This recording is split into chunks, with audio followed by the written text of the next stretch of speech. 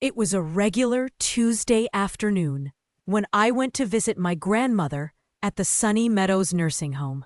Grandma Rose loved Tuesdays because that's when they served her favorite cookies, oatmeal raisin. I always made sure to be there to share them with her. As I walked down the brightly lit hallway, I noticed an elderly gentleman sitting alone in the corner. He looked frail and a bit lost, staring blankly ahead. I smiled politely as I passed, but he didn't seem to notice. When I finally reached Grandma Rose's room, she was already waiting, her eyes twinkling with anticipation. We chatted about her week, the silly things the nurses did, and of course, the delicious oatmeal raisin cookies. After about an hour, I decided to head out. As I stepped back into the hallway, the same elderly gentleman was still sitting there, but this time, he looked right at me.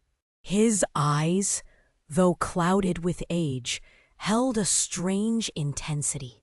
He stood up shakily and reached for my hand. "Mother?" he whispered, his voice raspy.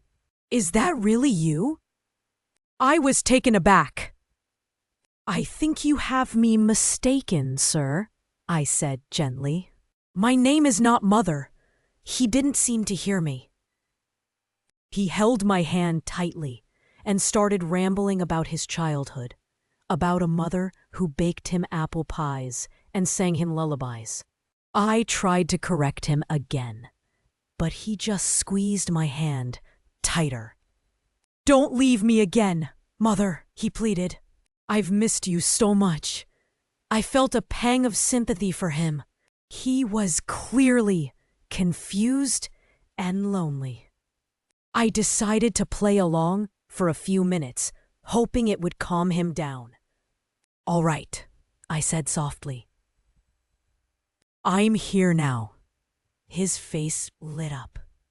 He started calling me Mommy and kept asking about his toys, his old dog, and wanting me to sing him a song. He pulled me into a nearby room, and that's where things started to get weird. He started introducing me to the other patients in the room, telling them, "This is my mother, who finally came to see me." The situation escalated quickly. He began demanding things: a glass of milk, his favorite blanket, a story about his days in the war. He insisted I brush his hair and read him a book. It was a bizarre request, and I felt uncomfortable as his eyes felt piercingly on me. I tried explaining that I had to go, but he wouldn't let me leave. He threatened to yell if I didn't play along.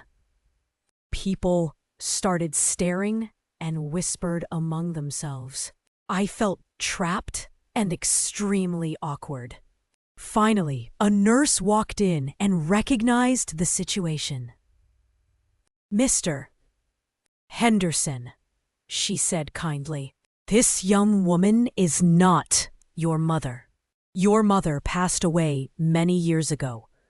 He looked at the nurse, then back at me, his eyes filled with confusion and disbelief.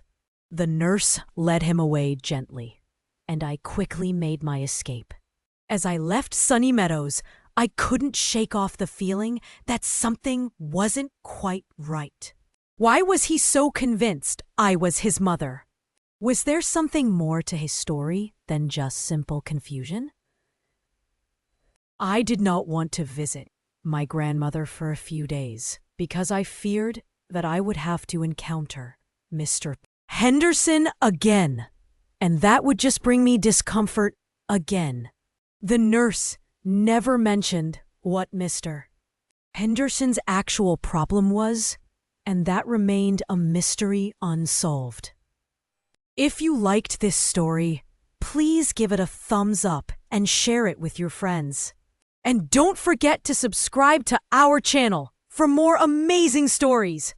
We release new videos every week, so stay tuned for the next adventure.